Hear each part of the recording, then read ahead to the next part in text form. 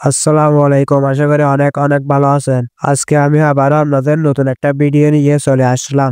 আপনার টিকটক আইডিতে কোনো সমস্যা আছে কিনা কিভাবে চেক করবেন, আজকের ভিডিওটি আমি আপনাদের সেটা দেখাবো। আপনার টিকটক আইডিতে যদি কোনো সমস্যা থাকে তাহলে যে কোনো সময় টিকটক আইডি ব্যান হয়ে যেতে পারে। তাই ভিডিওটা না টেনে সম্পূর্ণ দেখতে থাকুন, সুন্দর একটা কমেন্ট করে যাবেন। প্রথমে চলে যাবেন টিকটক আইডিতে। টিকটক আইডিতে আসার পর নিচে দেখতে পাচ্ছেন প্রোফাইল অপশন, এখানে ক্লিক করে দিবেন। তারপর উপরে থ্রি ডট আইকনে ক্লিক করবেন। নিচে এখানে সেটিং এন্ড প্রাইভেট অপশনে ক্লিক করে দিবেন। এখানে স্ক্রল করে নিচে চলে আসবেন। নিচে আসার পর সাপোর্ট অপশনে ক্লিক করবেন। এখানে 2 নম্বর অপশনে ক্লিক করে দিবেন। তারপর এখানে মাই স্ট্যাটাস উপর ক্লিক করে দিবেন। মাই স্ট্যাটাস এর উপর ক্লিক করার পর আপনার কোন কোন ভিডিওতে সমস্যা আছে সবগুলো এখানে দেখাবে।